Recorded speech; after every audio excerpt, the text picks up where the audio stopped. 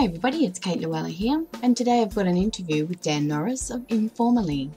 Dan also has a podcast of his own called Web Domination, and we actually met on James Franco's forum, Fast Web Formula, where we brainstorm about ideas to do with blogging and business and strategies and things like that. It appears that Dan's main point of business is content creation, and everything he does revolves around that. At the moment, he's working on an app, which he's currently building, called Informally, same name as his blog.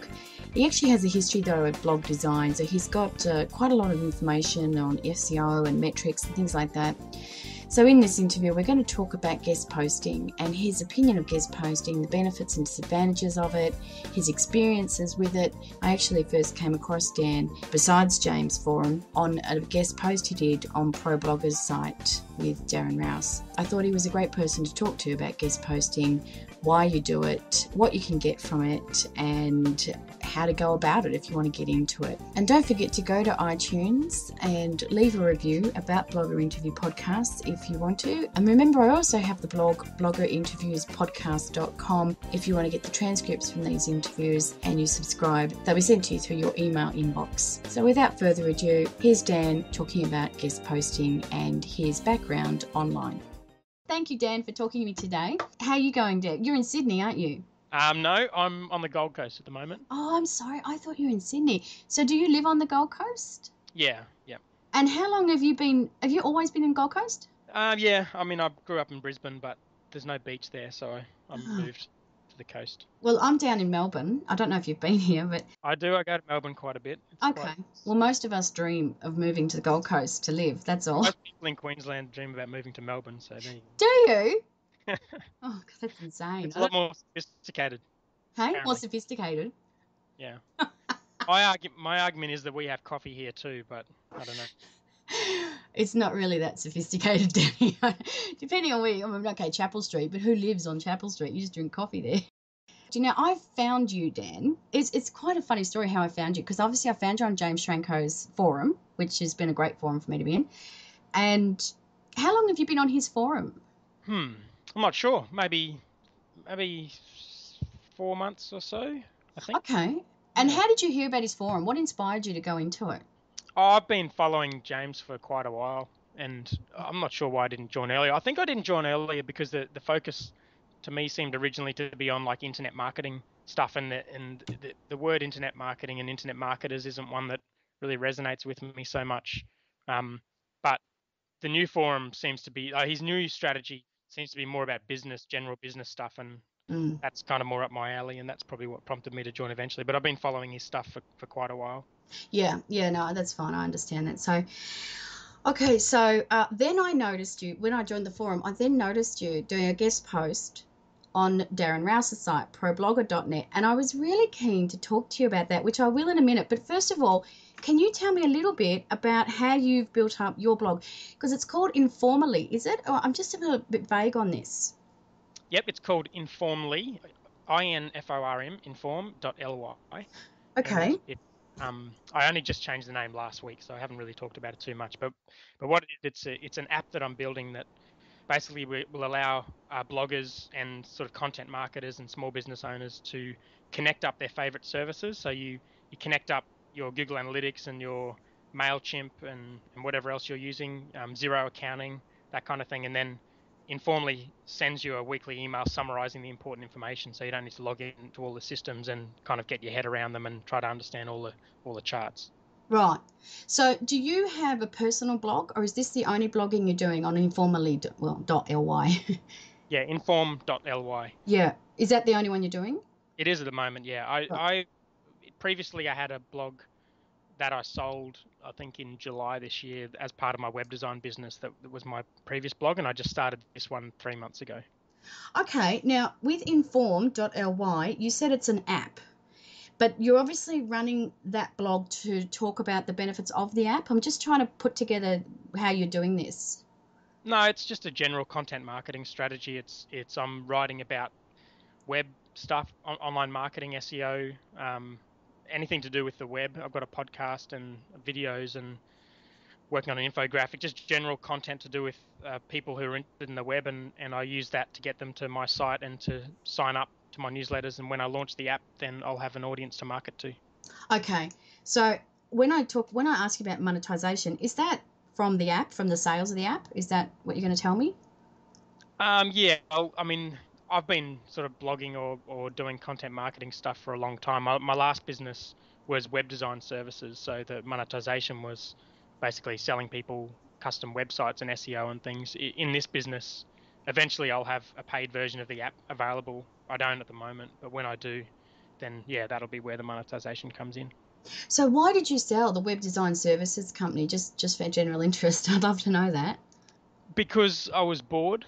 Right. And because I wanted to do something that was more creative and more entrepreneurial. Right. And I wanted to create something that didn't exist before and impact a lot more people than I was with the web design business. Right. Okay. So it did make you money, but it really wasn't where you saw yourself going future.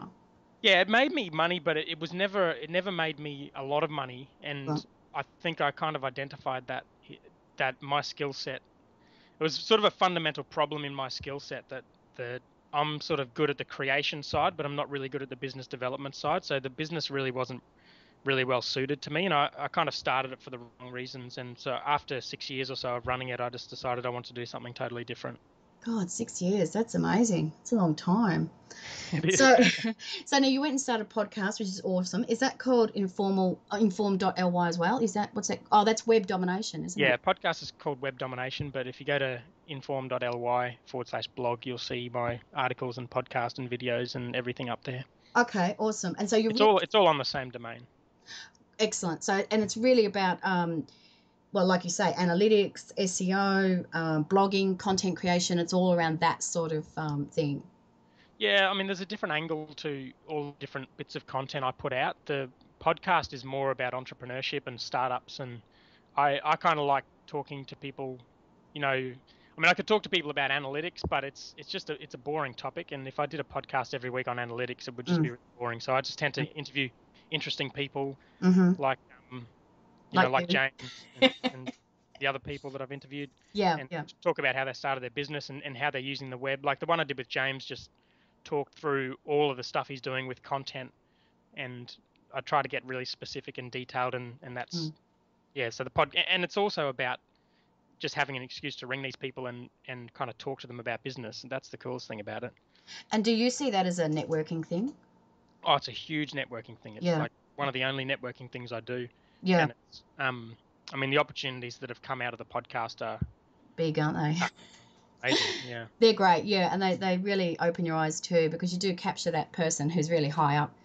It doesn't have to be high up, but just someone's basically focusing on what you want to know, and it's just so enlightening. So I agree. I think podcasting's awesome.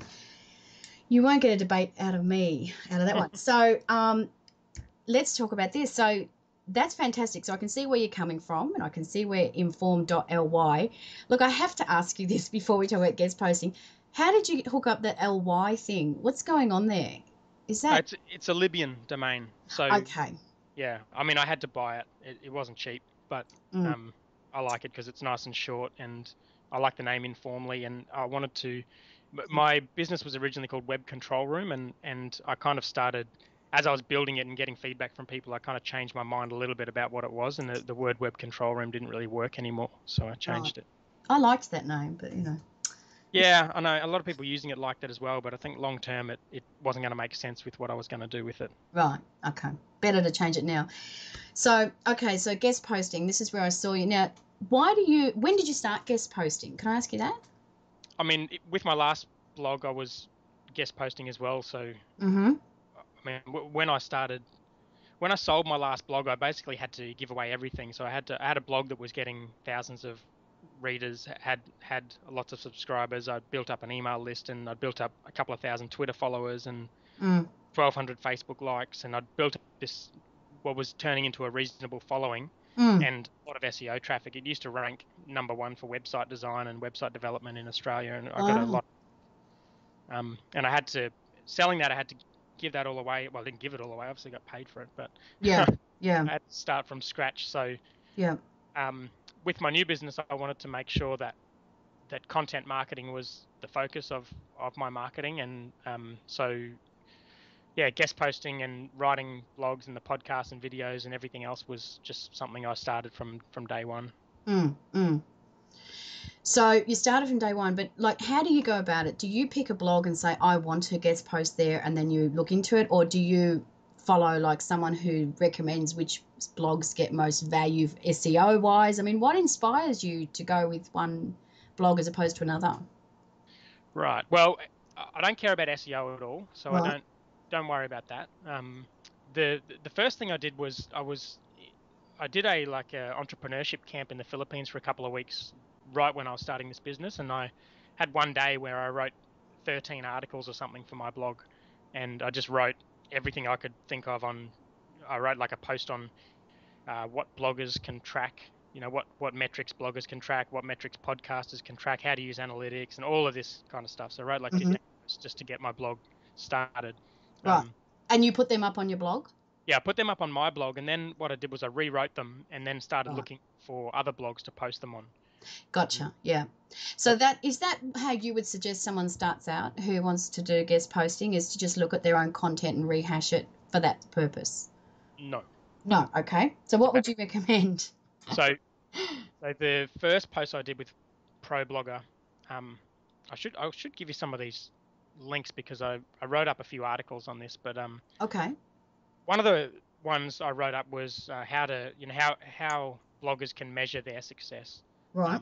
And I put that on my blog, and then I kind of rewrote it, and then I'm like, oh, I'll just email it to ProBlogger. I assume they have pretty tight restrictions around what content goes on their site, so I'll probably never hear from them. But then emailed me back and said, yeah, it sounds good. I'll put it on there. And I'm like, oh, okay. Did Darren Aaron email you direct or? No, he's got a team. He's got a lady, Georgina, I think her name is, who looks after that. So anyway, I put that blog post on there, and I didn't really think too much about it. But hang on a minute, was that an actual what was on your blog, or had you rewritten that? No, I rewrote the whole thing. Okay, so what you sent to Darren was still fresh material. Yeah, fresh in terms of it was original words, but it wasn't like an original idea that I'd crafted from scratch specifically for his blog, which is what I like to do now. Yeah, so it wasn't anywhere else on the net like your blog?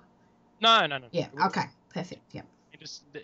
The word original is a bit misleading because you can write a post on, the top 10 WordPress plugins and the content can be original, but it can be a boring, crappy post that no one wants to read. So and it's the same 10 recommendations, but it's how you've written it that makes it unique. Yeah, I understand. I guess it makes it unique from Google's point of view, but it doesn't really make it unique in terms of something that people really want to read and want to share. So I did that, and I think from that post I got something like 50 visits and 0 conversions back to my site. So a conversion, are you talking about subscribing to an email list? Yeah, at the time it was people signing up to use the app because I was in beta. Okay. Sign up for free to use it. At the moment, you can just enter your email to be notified when we launch. Okay. But yeah, so I got very, very little traffic, and it was a relatively successful post. Like it got I'm just looking at it now. I got 271 tweets and 41 comments. It was, as far as this blog goes, it wasn't like it was a failure of a post, but I just didn't really do everything right in terms of driving traffic to my site. Right. And so the one I did after that was actually a post on guest blogging. Okay. And where'd you do that? Oh, that's on ProBlogger as well. Okay. So sorry. Yep. I can send you a link to these, but the second post talked about what I did wrong in my first guest blogging efforts and what I did differently in the second one. In the second one, I got 50 plus conversions, I think, and a lot more traffic. So, do you know how many visits you got on the second one? I do. I might have to dig it out. I think it was about 200. Right. Okay. And then you actually got 50 conversions. Okay. Fantastic. So I'm looking at now 46 visits and 2 conversions. So it was very, very low traffic and very, very low conversions. And the second one, I think I got 150 visits and a lot more conversions. Right. Okay. There's a few reasons that we can go into as to why that was the case, but I think there's like a few misconceptions about sites like ProBlogger. One is that it's just going to send you a whole heap of traffic, and that's just not correct because people don't go to ProBlogger with the intention of leaving ProBlogger to go somewhere else. So right, yeah, pretty hard to get a huge amount of traffic from a guest post. But sorry, I was going to say the other misconception is that sites like that are really, really hard to get content onto. Let's talk about, while we're talking about guest posting, let's continue with that. What were your tips to get better conversions? I guess that would be a great place to start. Okay, so I guess there's two components of conversions. One is getting people from the guest post article back to your own site, and the other is once they're on your own site, making sure that they're kind of keen to subscribe to whatever it is you're wanting to convert them to.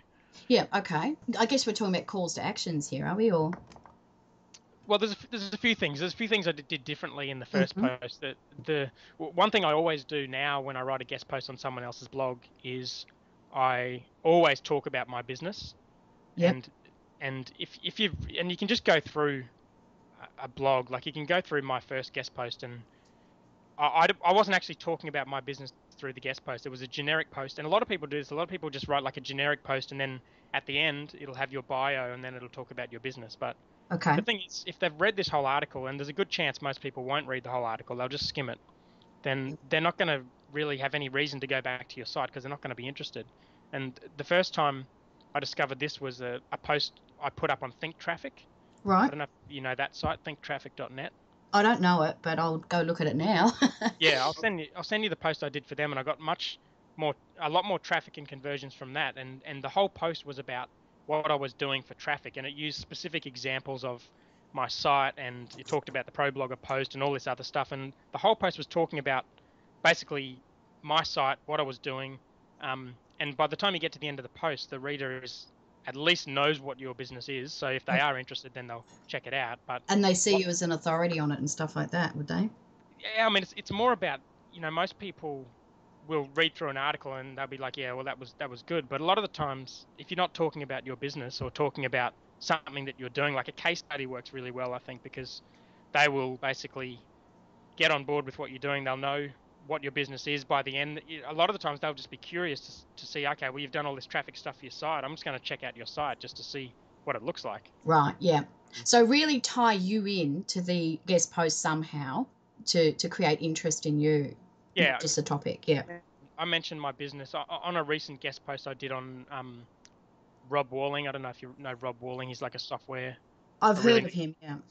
I just did a guest post on his site, and the whole post was about my business. And I checked the first post I did for him, and I had 13 outgoing links in the post, and a lot of that was mentioning my business. And most people who have really good blogs that really care about their readers they won't have a problem with you mentioning and talking about your business because it's something specific that only you can talk about. So it's therefore original and interesting.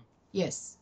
Okay, so I agree with that to tie you into the guest post. Is there anything else like calls to actions or perhaps special offers? Can you go down that road, or is that like frowned upon by people with blogs? I think if you're going to do special offers, you probably do it in the bio. It probably depends a lot on your business. Like in my case, I don't even have a paid product available yet, so I can't really offer anything special. But it would depend on the blog. I mean, if you can do more calls to action, then great. But the thing I like about doing like a case study is you're not blatantly just talking about your business and blatantly trying to get traffic back to your site. You're actually genuinely reporting on stuff that you've done with your business, so it's useful content for people, and you don't have to kind of be slimy about trying to get traffic back to your site, if that makes sense. It's like the proof's in the pudding kind of thing, and you're just talking about it. So I get that. So is there any other tips though for your guest post? The first tip I would give, the main tip, other than what I've talked about, would be good content on your blog. So okay. I mean, the first step is obviously getting onto someone's blog, and these guys get emails all the time about people wanting to post on their blogs, especially like big name blogs. And the first thing they will do, I mean, if I email a blogger, I will say, I've got this great idea. It's an original article for your particular blog. It's for your audience. And here's an example of the type of content I write. And I'd link them back to best case scenario, another well-known blogger who's published your work. Right. Worst case, a really, really awesome post on your own blog. So that's why, like, if we get to talking about general blogging stuff, maybe another episode, but that's where I would always start. I would always make sure you've got a couple of really, really good, detailed, long posts, really specific, step-by-step, with graphics, original stuff, with opinions if possible, that kind of really rich content on your own site, and then all you have to do to get a post on most other blogs is to email them and say, I'm a really good writer, I've got this really good idea for your blog, you can check out this post that I've done. Right. And obviously it has more kudos if the post is on someone else's blog. Like if I email, like when I do a guest post now, I'm like, well, love to do a guest post on your blog. You can check out my posts on ProBlogger, Think Traffic, Software by Rob. Firepole Marketing is another one that's coming up, and I'll have much more chance of getting a guest post than if I just blindly email them and say, oh, I'd love to do a guest post for you. Well, what about how do you find the rules of the people you post on? Because I was looking at a site the other day, Miss Eileen. I only just came across her though. She has blog tips, I think, blogtips.com or something like that. And she has a whole video to potential guest posters like herself.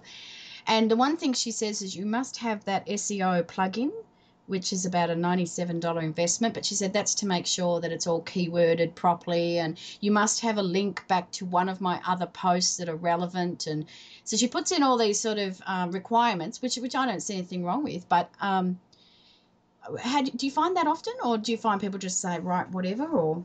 I don't find it often, and I don't like it. I just think, if you're really out to provide the best value for your audience, then like if you're really serious about providing value to the audience, then you don't have these silly requirements. I think like the problem with a lot of bloggers is they just get spammed by people who want a backlink, and Right. they need to put some things in place to qualify some of these leads. But Right. I found with most really serious bloggers who are just providing good value to readers, they will post an article that's good value, and that'll be their number one requirement. And if you link out in your post, and like the one I sent to Rob Walling, it had 13 backlinks in it, and I didn't even ask him. This is my post, and he put it all up. Didn't even think twice about it. Right. So when you say backlinks, do you mean backlinks to your site or to affiliate products, or what? Not affiliate. I don't do any affiliate links, but Yeah. I mean there was links. There was probably 5 or 6 links back to my site. There was links to other sites because Okay. I think if you're talking about something useful to people, then you have to link to it. And if you're not linking to it, then you're not giving the user the maximum value. So they're the kind of blogs I like to post on are ones that want to give their users maximum value. Have you ever seen guest posting doing affiliate links? I guess they're not allowed to. I don't. Yeah, I mean, I think there's a whole world of sort of affiliate marketing that I don't really get into too much. I kind of just chase after the quality blogs that have my audience. Yeah, you're a bit of a blog snob. Blog snob, exactly. Well, the thing is that in a good way, but yeah, I want people who are interested in what I'm doing and interested in my content. And yeah. Like if you post on a blog that's like a blog about blogging, and it's just a whole lot of like you can read the comments and see what kind of quality of people are reading that blog. Yeah, And definitely. you're just not going to get a lot out of that. You'll get maybe a little bit of traffic, but you're not getting the sort of audience you want. So no, that's not the kind of blog I normally like no, blogging absolutely, on. yeah. And look, can I just ask you one thing before we talk about guest posts? Are you registered as authorship? Yeah, I mean, I set that up years ago. I think it's been going for 18 months or even longer. Because I could understand someone requesting that, because that's free and that's relevant, because it is giving them better SEO on their blog. So yes, yeah, I mean, bloggers who have a lot of guest posting on their site are starting to kind of set that up. It's not too hard to set it up. No, I actually did a video on it just the other day on my online tip blog. But so all right, if you're a blogger who's got a great blog, give me some reasons they should allow guest posts. What would be the top 3 reasons, in your opinion, Allow guest posting on your own site? Yes, yeah. Yeah, well, that's a trickier thing, because I think it depends on what sort of blog you want. Like I used to allow guest posting on my old blog, but it's a lot of work to get a quality post on your site. Right. It's actually way easier to interview someone for your podcast and transcribe it 100 times easier than get a really quality post on your site. Like you email James Schramko and ask him to write a post on your site. There's no way he's going to do it. Right. If you ask him for an interview on your podcast, he'll agree. Okay, that's interesting. So a lot of the guest posting stuff, like I kind of stay away from the guest posting forums and that kind of thing, because I just think a lot of it is just people looking for backlinks. And like at some stage I do want to get to the point where my blog has external contributors, but I'll probably pay people to contribute, and until I get to a point where it's a really, really highly sought after blog that people will want to contribute. But Mm-hmm. other than that, it's a lot of work, and I find it easier to create content myself. Right, right. You haven't given me a tip yet.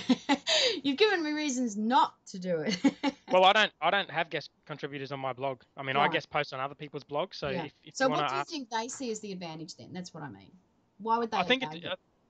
well, I think it depends on the blogger. Like if you like, pro blogger is just a content machine. They just want content, and I imagine they just get a huge amount of traffic from long tail stuff. So they just churn through blog posts. So they obviously have someone, I imagine, full time to curate all of this stuff that's coming in and post it on the site. So they get free content, and if that's their model, then that works for them. If you look at something like Kissmetrics is a site that I use as a benchmark to basically try to be as good as, to make sure I've got a really, really high quality blog. And Right. they use guest contributors as well, but or copy blog is another one. They're really strict about who goes on there. And if you want to get a post on, say, Kissmetrics, you have to be an absolute guru in your field. You have to send them an original idea with a really long, detailed post, and they will vet it and they'll go back and forward and work with their content people. And Wow. the result for them is they have a blog that has content that is so good that you couldn't actually produce content that good yourself because you couldn't have that many excellent Quality people in contributors. house. Yeah. Yeah. Yeah. So like one lady I interviewed on my podcast, Renee from Onboardly, they do um like startup marketing Right.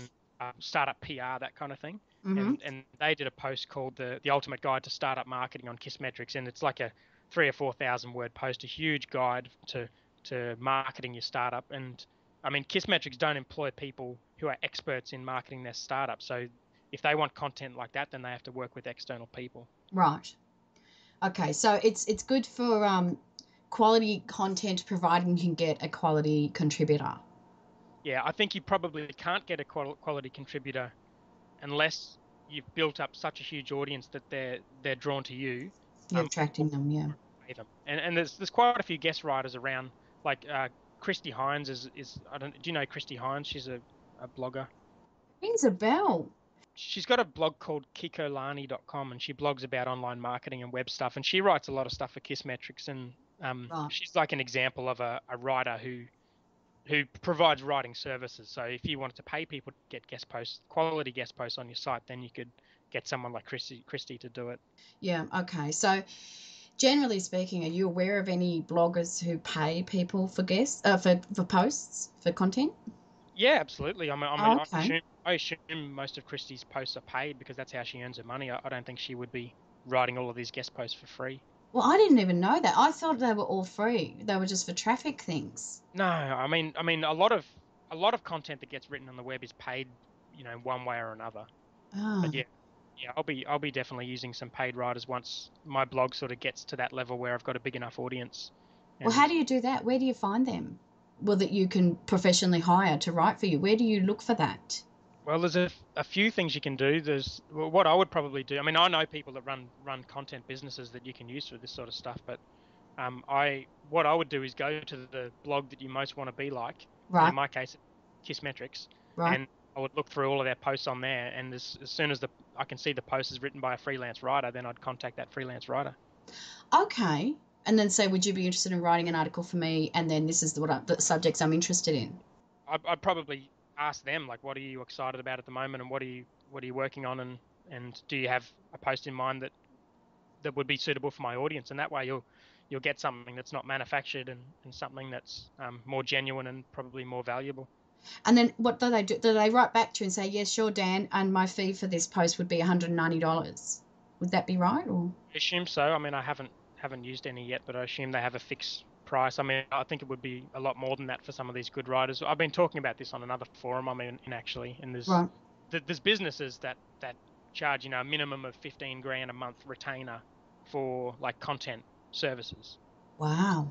I mean, it's a massive marketing opportunity, content marketing. So like anything, there's service providers, there's Text Broker, you can order articles for, $9, or there's companies that provide the best content possible that you can pay, thousands of dollars to.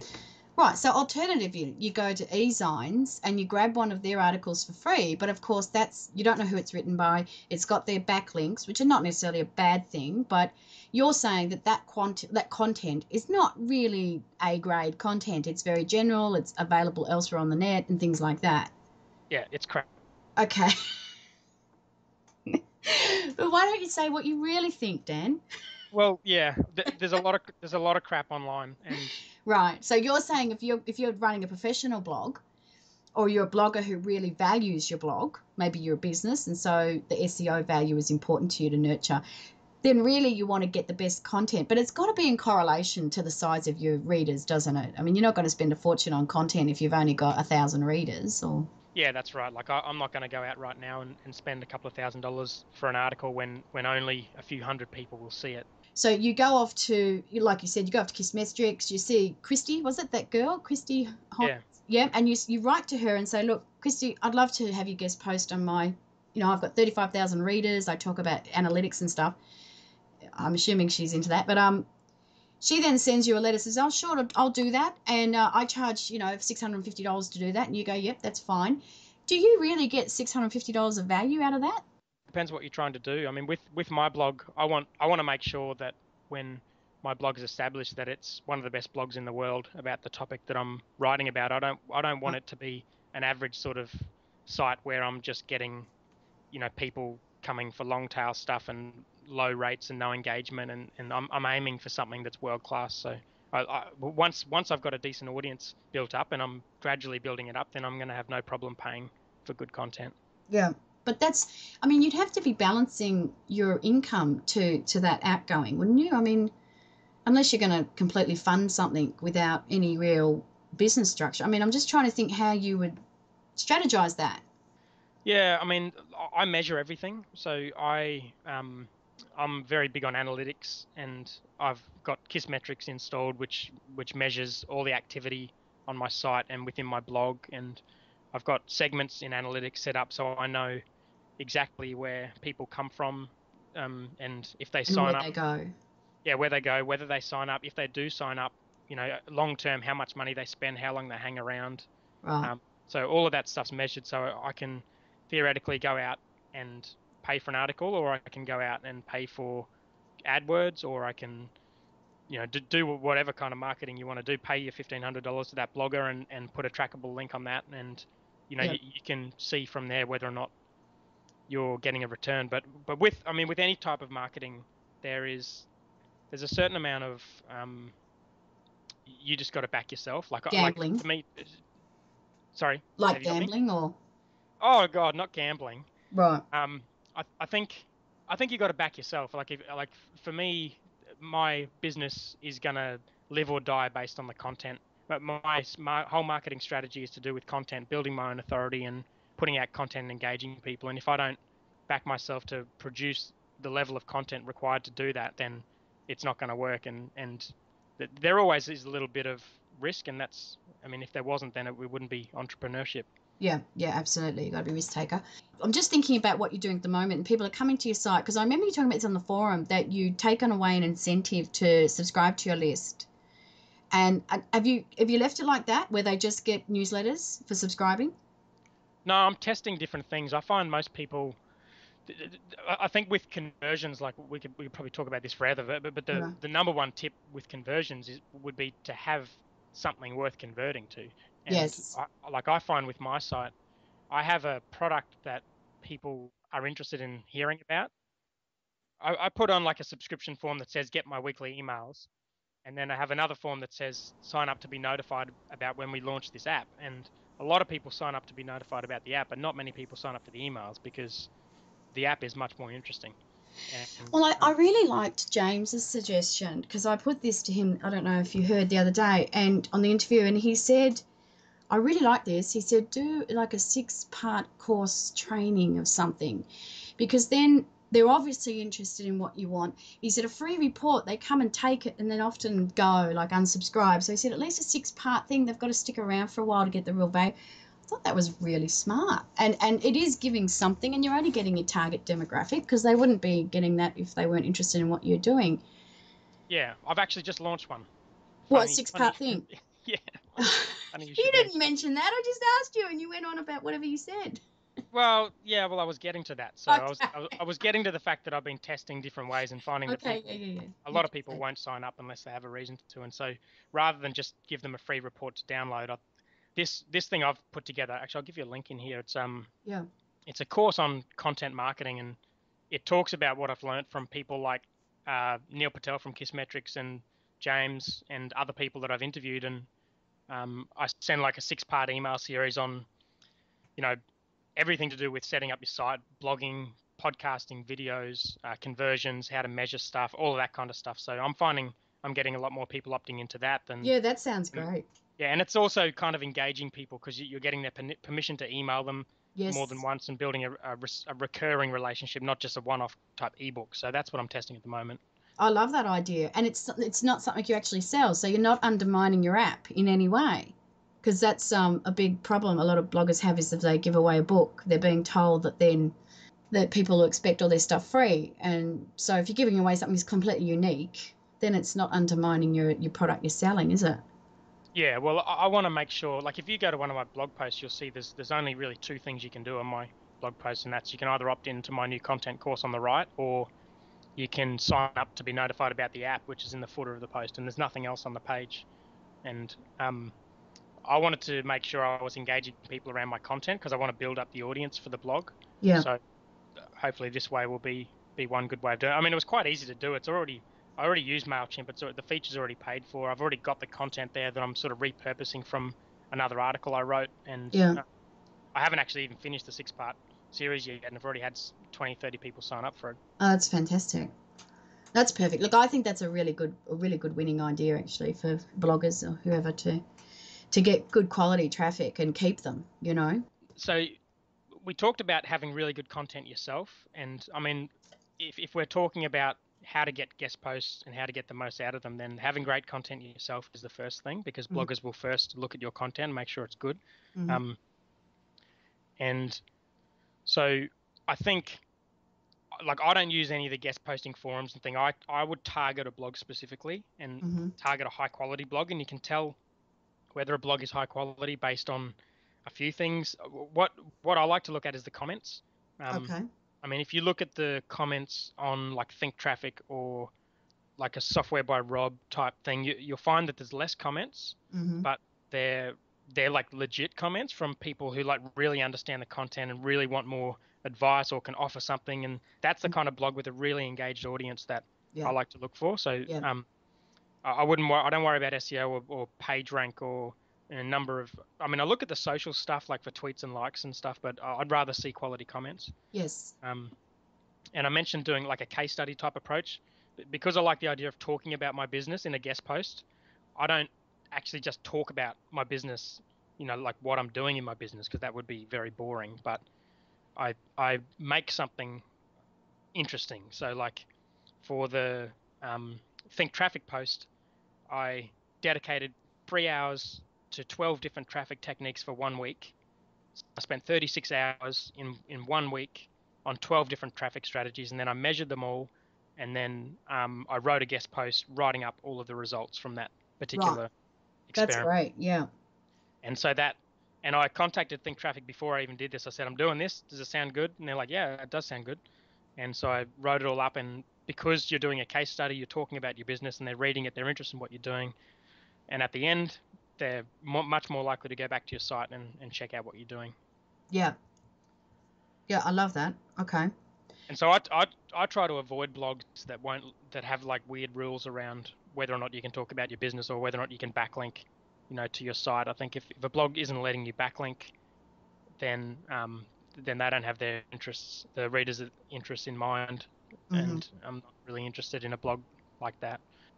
The other thing I'd say is try to understand the audience, and that's where the comments come in. Like if you're getting a lot of comments, I will always go back into my guest post and reply to every single comment. And Right.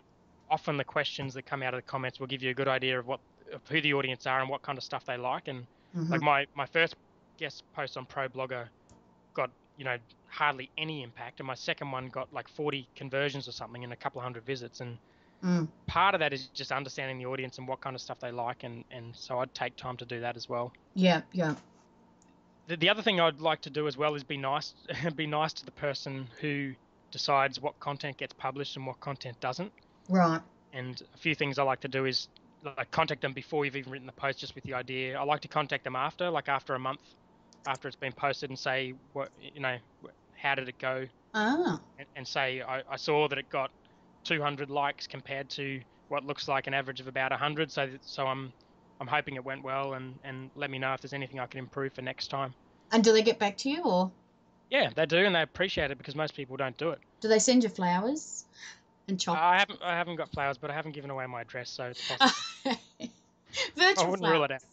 Not even virtual flowers. No, not. That's pretty sucky, isn't it? Thanks very much. We've just, extracted all your wisdom for the benefit of our. I suppose it goes both ways, doesn't it? I better be quiet. Yeah, they're probably the general stuff. I think if you Yeah. can somehow make what you're saying, like inject a bit of opinion, Yes. like I like the type of content like that has opinion and has like conviction, and Yes. the person saying it will just say, this is how you do it, and it's probably going to piss off a few people, but this is Yeah. what's worked for me, and this is how it is. But it And defines who you are, doesn't it? And people have comfort in knowing who you are. Yeah, I think more personal is Yeah. part of that as well. And if you're just writing generic general stuff, then you're not going to get really much of a result from that. Yeah, they don't feel who you are. Yeah. I read this thing recently where they said, look, most people who comment on blogs are bloggers. They're not all. In other words, you might have 1,000 readers, but you only get 50 comments because that's how many bloggers read your blog. The other 950 don't have a blog. Does that sound right to you? Oh, this is where the quality thing comes in. I mean, if you go to a blog about blogging and you look through the comments, and it's just a whole bunch of people who are just commenting because they've got Comment Love installed, or because they can get a backlink, or because they're trying to get the attention of the owner or whatever, then that's definitely true. I like to. One other thing that I like to see is a blog with Discuss. That's the plugin that I use.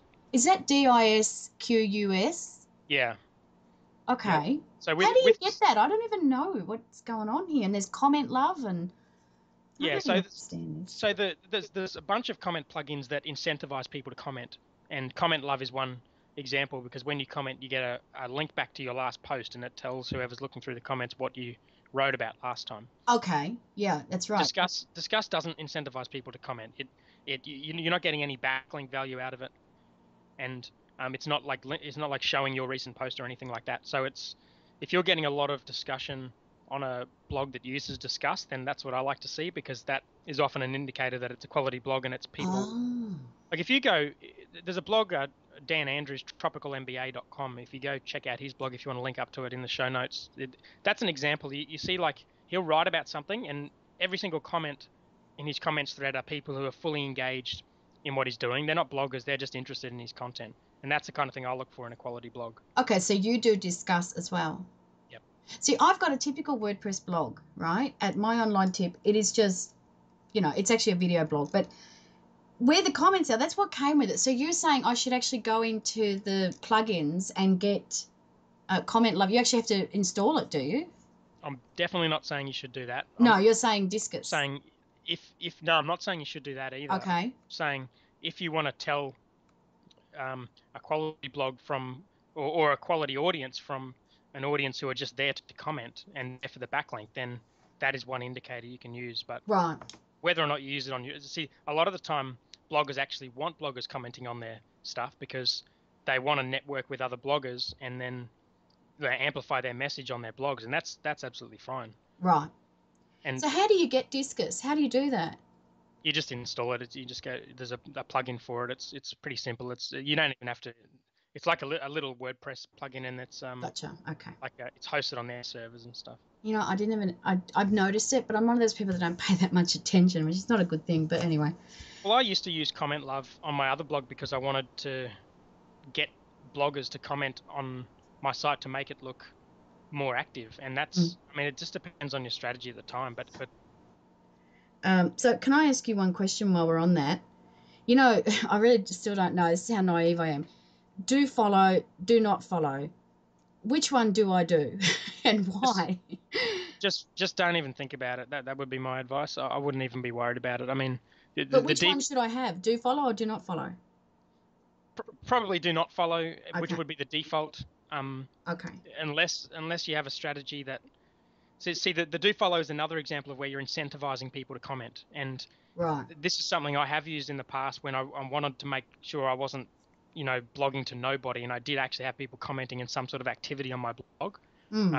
And so you'd put it out there as a do follow blog, and that would incentivize people to comment. But okay, that's different. No, we don't want that. No. Yeah, it depends on what your strategy is, but I wouldn't worry too much about the SEO. There's very little SEO value in blog comments anyway. I just wouldn't worry too much about it. Yeah, I understand. Yeah, just keep the blog. All right, so tell me, Dan, before we close up, what's happening with your app? When are you actually going to launch this? Who's creating it? I mean, what's going on? Are you doing it? Well, I mean, I'm kind of overseeing it. I've got a team of programmers who are working on it, and I've got about 1,000 people who have signed up to test it when it was available to sign up for as a beta. Right. And I'll probably next couple of days I'll probably release a paid version just to the people currently using it, and then hopefully by the end of the month I'll release a version to the public. And what sort of price point are we talking about? Well, it'll be free for up to 6 charts. So if you got like a simple blog and you want to get a weekly email that summarizes your Google Analytics and your MailChimp and maybe your PayPal revenue, then 6 charts is probably enough, and you'll just be able to use it for free. Okay, awesome. And there's also a web app that you can log into, which is like a dashboard, like a live dashboard of the data, and there's a mobile app that does the same thing if you're on your mobile. But if you use more than 6 charts, it'll be I think it'll be $9 a month, and then it'll be a white label version for companies which will be more again. Are you going to set up as like an affiliate thing so other people can sell it for you? And Nope. No, okay. I don't like that model. I don't like the affiliate model. And you're so how do you call it? Straight conservative. Like you just no. This is we're very ethical here. No, it's not ethical. I just don't really like the model. I prefer the freemium model. I'd rather give people a free sample of what I'm doing, and then make sure I'm doing something quality. And if it's quality, then enough people will pay for it. Yeah, I mean, I think you're right. If you are doing it free, that's the trade-off for not using affiliates. It's like either or almost, isn't it? It's a really good point you make there, actually. It is. I mean, if you look at like MailChimp versus Aweber, everyone's recommending Aweber, but it's a bloody awful product. I mean, it does stuff that MailChimp doesn't do, but it's just a hideous looking product, and everyone recommends it. But do you recommend MailChimp? Well, I don't really recommend anything in general, right. but I use MailChimp because it's better for me, and it's much nicer, and it's easier to use, and but you don't sell affiliate products. No, I don't. That's a big problem because a lot of bloggers now make money from affiliates, right? That's how they monetize. But that's the problem I have with it, is that people who are recommending MailChimp are doing it because they like MailChimp, whereas people who are recommending Aweber, there's a good chance they're doing it because they make money from doing so. Yeah, but you make money from recommending MailChimp. That's an affiliate too. No, you don't. I mean, they have like a rewards thing where you can get a reduction on your bill or something, but it's very... Oh, okay. I didn't realise that. I thought you actually got like a commission like you do with Aweber. I didn't even know that. So there you go. So MailChimp, most MailChimp users are free anyway, because up to 2,000 subscribers you're free. So if I recommend I mean, I've been telling people I'm using MailChimp for years, and I turn the rewards thing off now because I don't want to get the affiliate benefit, but I never got anything from telling them because it's just really, really limited rewards program. And their model is based around providing something of value for free and then making people pay once they realize that it's valuable and they have a bigger need. And I like that model better. Yeah, the only thing is to look out is MailChimp, the 2,000 free thing, it doesn't include autoresponders. Now, I know that won't worry you, Dan, because I know that's... Well, I mean, I've just built an autoresponder. Yeah, but are you paid or are you free? Yeah, I'm paid. I pay them $50 a month. That's my point. That's why you get autoresponder. If it's a free version, you don't get the autoresponders.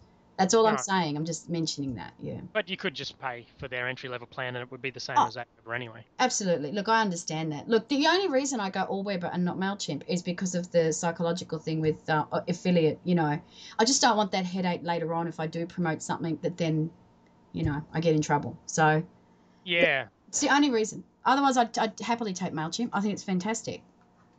Yeah, I mean, I honestly don't really passionately care about either product, except that I just prefer the model where you're just driven to provide a great product, and no one's going to recommend your product unless it's great. And that's the way I'd prefer to build a product. Yeah, no, I think you're doing fantastic. I can't wait to hear how you go with this new app. What is it going to be called? Inform? Is that Informally? It is going to be Informally. Okay, right. Look, that's fantastic, Dan. And your podcast, Web Domination, how often do you do that? Once a week? I try to do it every week. I do a video every week, Right. Okay. which is like a 5-minute video. Okay. And I try to do the podcast every week, but because it relies on other guests, I can't do it like strictly every week. Yeah, tell me about it. I hear you. Well, look, Yeah. I might just wind it up there, Dan, and thank you so much for talking to me. I've really enjoyed this, and I've learned a heap from you. We'll talk again soon, and I'd definitely love to talk to you after you've released Informally and see how that's going and talk about the benefits of it for people and we can talk about case studies and all sorts of things. That'd be awesome.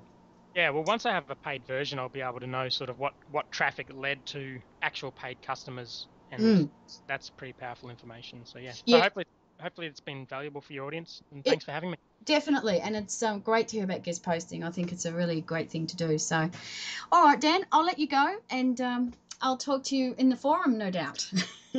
Cool, sounds good. Thanks, Kate. All right, thanks, Dan. See you later. Bye. See you, mate. Bye.